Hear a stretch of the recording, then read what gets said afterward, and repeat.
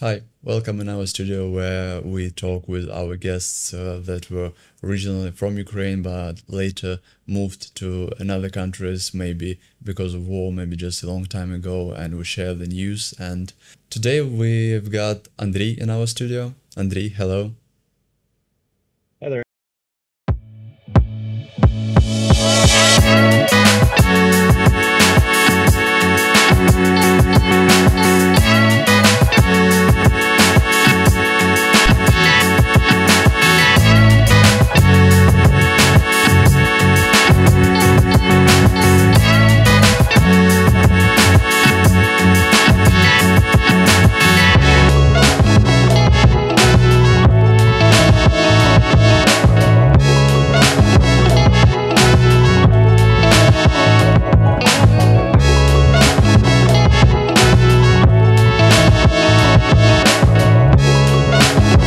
Tell us maybe a little bit about the situation in United States, how changed the reception of Ukraine, of Ukrainians in general, maybe how changed the level of the general knowledge.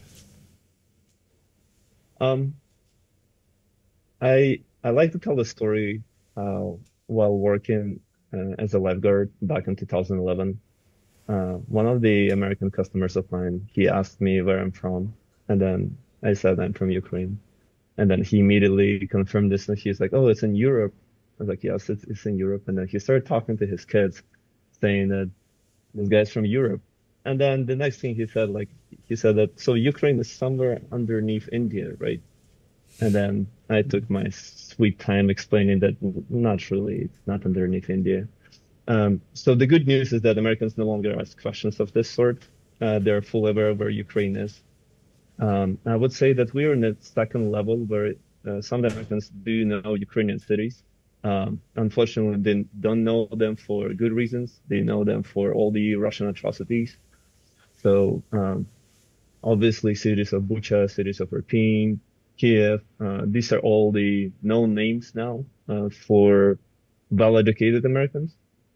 For others, we at least do no longer hear questions that Ukraine is same as Russia. Apparently, trying the full-scale war separates two countries finally.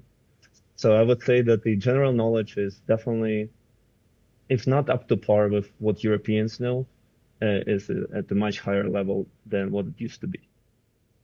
Yes, it's great. And actually, I have a question. We're all aware about military help that United States sent to us, and we really appreciate it. But it's interesting to hear about maybe some volunteering, about maybe some expats from Ukraine even that organize something to send any goods, maybe to send any help to Ukraine, if you have seen this. Yeah, I've definitely seen this a lot, especially at the beginning of the war. Um, I personally have seen the companies like MIST and some of the other organizations just sending the humanitarian support. Um, was personally slightly involved with sending things like drones, and then just every single coworker of mine trying to see how they can help. Back in the day, the easiest way was to just send them a link to Come Back Alive fund. Um, in general, I would say uh, those who used to provide any sort of support, they started a long time ago. War did not change much for them. It started back in 2014. For others, they slightly joined the trend of immediately supporting Ukraine through uh, some of the volunteer organizations. I'm not fully sure of their names, but I do see it slightly less now. I think there's a support fatigue caused by uh, Americans thinking of their own problems, but Ukrainians never stop supporting, and I don't think it will. I don't think the support will stop up until the end of the war. Yeah, sure. It's just hard to keep the same level of attention to this problem, to our war during these long months. And maybe you've got some questions that will help us with this, because maybe you've got some questions, I know, from other experts, from yourself, from your American friends. What are the interested in the situation here, so I can tell you about this. We can share some news. What helped us the most in explaining why do we need to keep supporting Ukraine is sharing success stories. So some obvious things like Kherson or even Kharkiv counteroffensive. Immediately after hearing these success stories, at least the Americans I know, they were able to connect the monetary support and then all the financial aid they've been providing to Ukraine with the actual wins on the Ukrainian side. So it was no longer a black hole where they were thinking that they were dumping money and then they were not seeing any results. It actually turned out to be quite the opposite. Here's when we provided Ukraine with the certain military equipment or weapons, and then here's when the successful counteroffensive happened. Stories of such usually help Americans I know understand why do we have to keep supporting Ukraine and busting the myths around why Russia started the full-scale war also seem to help a lot. So if you can usually provide a step-by-step instruction on why did that happen and how to stop this and why the negotiation is not on the agenda right now, these, in my experience, seem to be the best ways of communicating the continuous need of support. Yes, for sure. When they see just positive results, they understand why they need to help us to continue to send their aid. And due to our long history of relationship with Russia, I mean, we all understand that even after ending this war, even after regaining our territories, that this war will not be over like for a long time. That's because it's Russia and it probably will come back if we don't do something to prevent it. Maybe, I don't know, decentralization of Russia, maybe some kind of sanctions again, some kind of financial threats, right? And it's obvious for us here, but what is the situation there in USA? Like maybe what is the vision of future of Russia and this conflict for USA citizens? I would have yet to find an American who would be so well versed and well knowledged in the Russian-Ukrainian war. The sentiments I keep hearing is that obviously how brave Ukraine is, and then that they all expected Ukraine to collapse within 3 days, which fully supports Russian initial claims and all the propaganda moves. At this point, I don't think there's any fear in an average American life. I don't think there's any fear that Russia will collapse. Americans tend to be slightly more aware of China, and then that's who they truly believe is a threat. I see Russia more as a meme for most of the Americans. So there's like vodka and balalaika and bears. I also keep hearing a lot of comments of how stupid the entire war is and how stupid their army could be. I tend to correct them on the stupidity of it simply because we are past the stage, and then with the number of Ukrainian casualties, we cannot be claiming that anyone is stupid. It's just horrifying.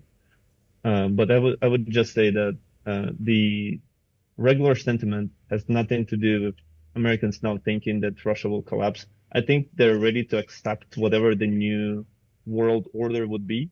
But I would also like to mention that they were not seeing Russia in this world order in the first place. So while everyone thinks that, especially in Russia, that America is this great evil who makes their life worse, regular Americans, they see their problems in a completely different sphere.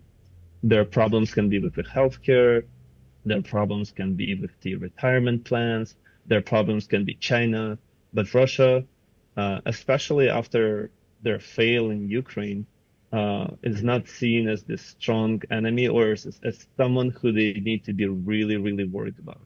They are worried about Russia winning, and that's why I think it's just not on the table.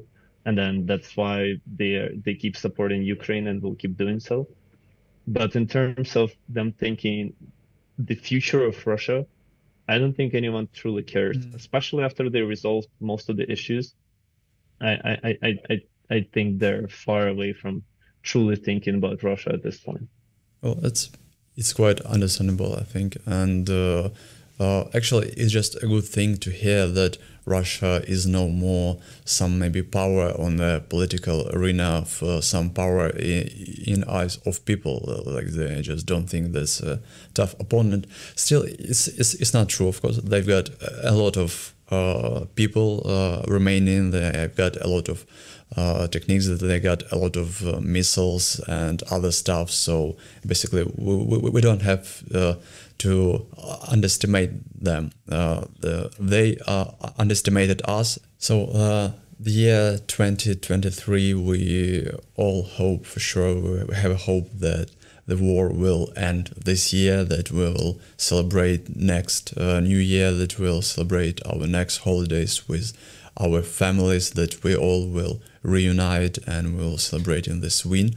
But what is your feelings? Maybe how you see this situation? Do you have such? Do you have the same hopes, or maybe it just seems not so realistically?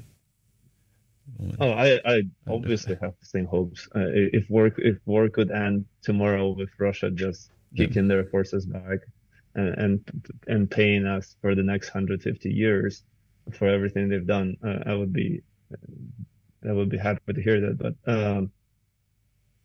I do see a lot of change in the what type of weaponry we're getting. So everything just a year ago when we were just protesting somewhere in Santa Monica in Los Angeles and then asking for all the things we're now receiving. Um, I'm glad to see that. I'm glad to see this shift in what type of support we're finally getting. I obviously think that this would expedite Ukrainian win. Um, and then I do hear and see similar things from some of the regular Americans who would pretty much say that why aren't we giving them everything they need to just finish this? Because at this point they've been prolonging, and then they've been giving us this phased out, like phase one of support and phase two of support, which would just gradually increase time over time. So yes, the my personal belief and then the sentiment I see around myself with the people I talk to is that everyone expects Ukraine to win. There is no question of Ukraine not winning. It's just a matter of time. And then I really believe that 2023 could be, we can make a lot of progress. I'm personally having a hard time imagining that this would completely stop by the end of the 2023. But I hope I have a lot of hopes and beliefs, and then based on what we are seeing with everything we're getting from other countries, if this will continue, this would only expedite this process. Yeah, sure. We all just totally agree with this. And thank you for today. Thank you for your opinion. Thank you for your thoughts. And I hope also maybe some things from us was interesting for you, and you can share with your people there around you. And yeah, just thank you. And we all hope for win and as soon as possible. Thank you for having me. Slava Ukraini. Героям слава. Bye.